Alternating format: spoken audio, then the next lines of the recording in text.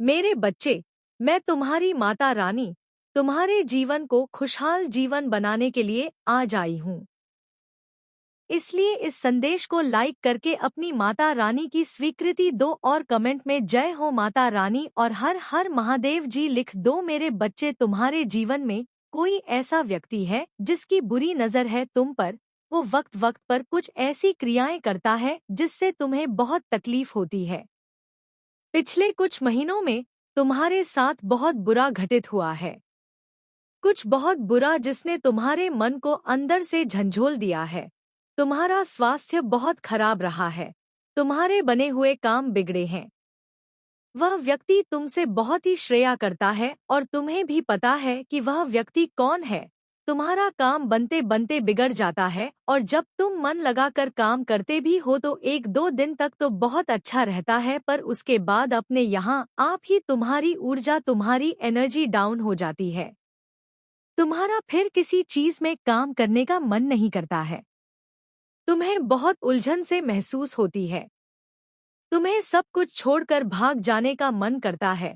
कुछ अच्छा होता भी है तो उसकी खुशी भी ज्यादा देर नहीं थी। तुम्हारे मन में एक डर आ जाता है कि अगर ये खुशी तुमसे किसी ने छीन ली तो, अगर उस व्यक्ति ने तुम्हारे ऊपर किसी ऊर्जा का प्रयोग कर दिया तो, अगर उसने तुम्हें बर्बाद करने के लिए कुछ बहुत बड़ा षड्यंत्र रच दिया तो तुम कैसे बचोगे? तुम्हारा परिवार कैसे बचेगा? और वो डर तुम्हें आगे नहीं बढ़ने दे रहा है। और मैं तुम्हारी इस चिंता को समझ रही हूँ, क्योंकि मुझे भी पता है उस व्यक्ति की मानसिकता कितने विकृत है। वो कितना गंदा सोच सकता है और वो कितना गंदा कर सकता है, ये तो तुम्हारी कल्पना से परे है। पर अब और डरने की जरूरत नहीं है। अब मैं उसे तुम्हारे जीवन से बाहर निकालने वाली हूँ। अब उसके कर्मों का फल उसे मिलने वाला है। उसके शब्द हायंत्रों की सजा उसे मिलने वाली है। मेरे बच्चे, तुम परेशान होना छोड़ दो। ये सोचना छोड़ो कि तुम्हारे अच्छे कर्मों का फल तो तुम्हें मिला ही नहीं, वो तुम्हें बर्बाद कर देगा। वो तुम्हारे साथ ऐसा कर देगा। वो वैसा कर रहा है, इसलिए तुम इतने दुखी हो नहीं। तुम इसलिए दुखी हो क्योंकि तुम्हें कुछ सिखाने के लिए ये दुख दिया जा रहा है। मेरे रहते कोई भी शत्रु कितना भी ताकतवर हो, वो तुम्हें हानि नहीं पहुंचा सकता है। मैं तुम्हारी रक्षा के लिए हूँ। तो उस विचार को तो अपने दिमाग से निकाल बाहर फेंको और अब उसके कर्मों का फल मिलेगा। अब उसे सजा मिलेंगे और अब वो तुम्हारे जीवन से बाहर जाने वाला है। पूरी तरीके से यही से एक नए अध्याय की शुरुआत होगी।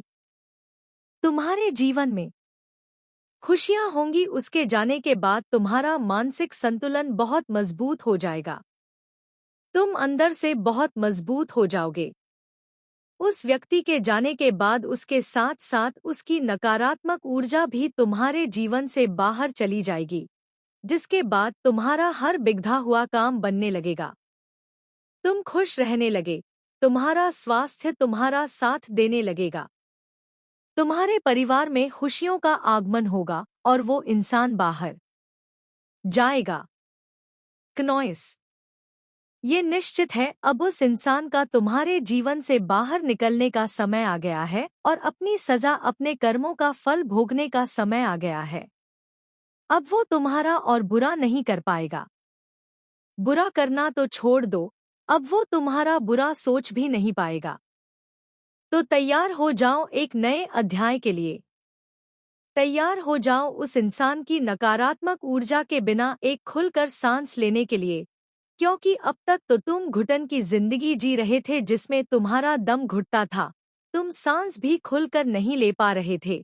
तुम्हारे परिवार में खुशियां टिकती ही नहीं थी क्योंकि वो व्यक्ति ये सब कुछ कर रहा था।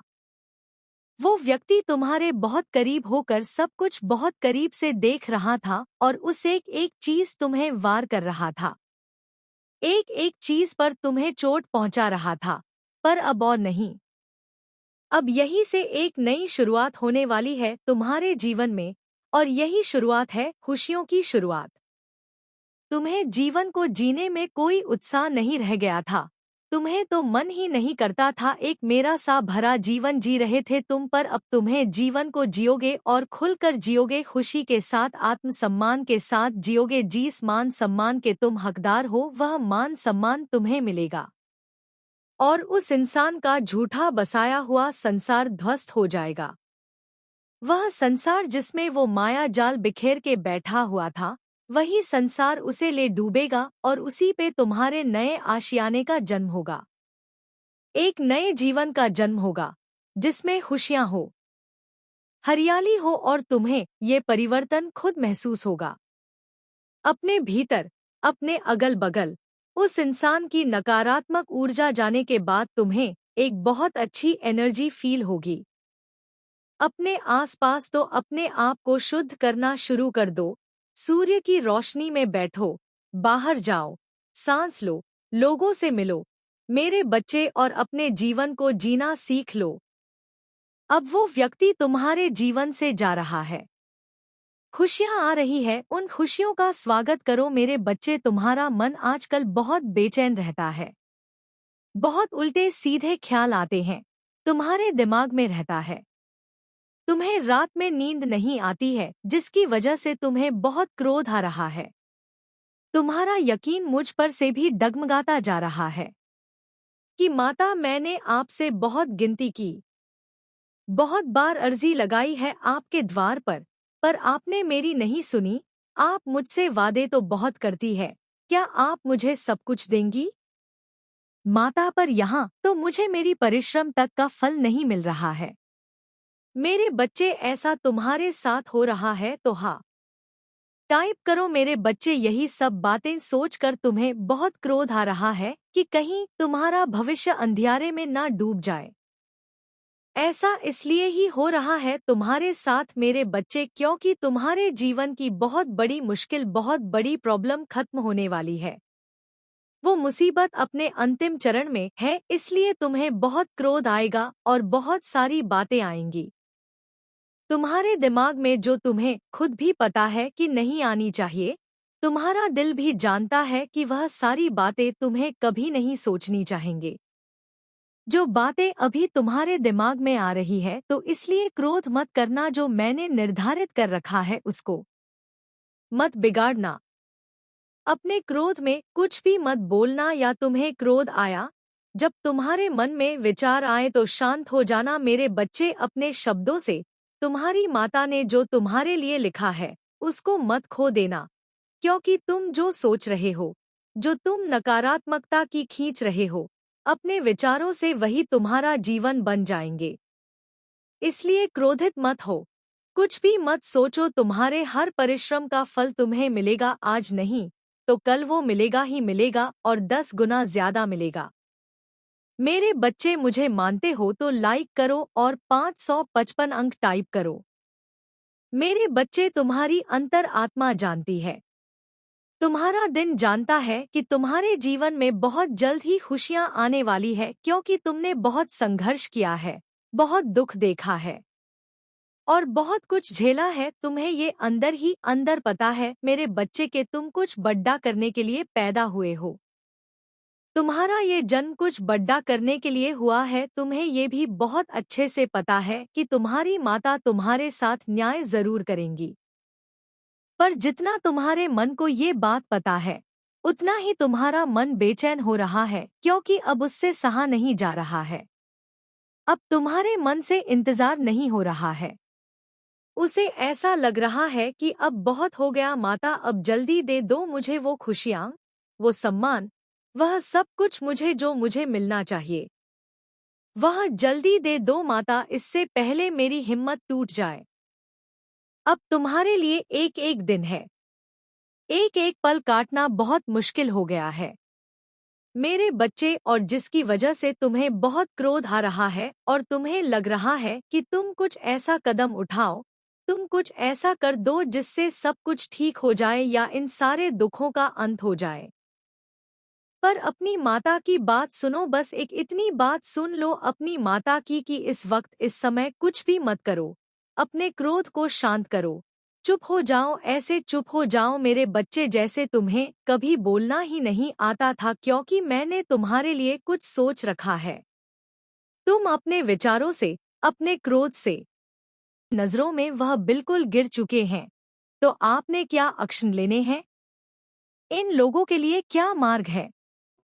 ऐसे लोगों के लिए आपके पास किस तरीके से रहना है ताकि आप पर यह फिर से हावी ना हो, एक नेगेटिव सर्किल ना हो और रात को सुकून से चैन से जीवन को जी सको।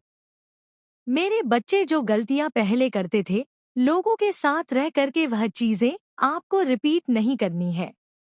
मतलब अगर ये लोग आपको कुछ देते हैं, कुछ उपहार देते हैं, तो पहले आप शायद बहुत ज्यादा है लेवल पर, एक्सट्रीम लेवल पर थैंकफुल हो जाते थे, शो कर देते थे इनको कितनी छोटी सी खुशी से इतना हैप्पी हो गया, छीनो इससे सब कुछ, फिर वही करते थे आपसे, क्योंकि उनको पता है कि छोटी छोटी खुशियों से आप इतना खुश हो जाते हो तो उसको तो कुछ बड़ा देने की आवश्यकता है ही नहीं।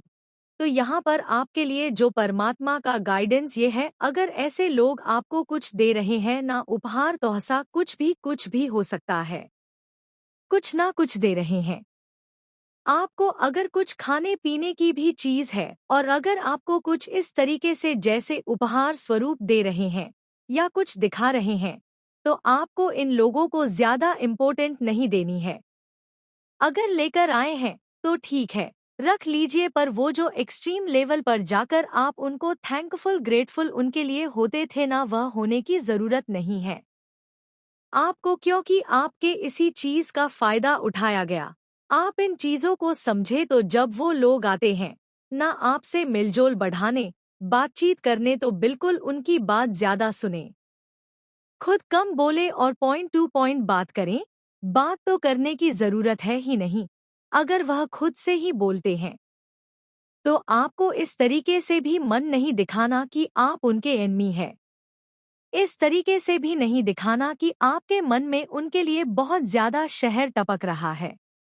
ऐसा भी नहीं करना, ना तो आपको बहुत कड़वे बनना है ना तो आपको बहुत मीठा बनना है, आपको सिर्फ मीडियम रहना है उन लोगों के साथ। अगर आप ऐसा नहीं करेंगे, दोबारा वाली गलतियां करेंगे, बहुत एक्सट्रीम ग्रेटफुल उनके लिए होंगे, तो फिर बोलो आपको, तो आपको इन लोगों से इस तरीके से डील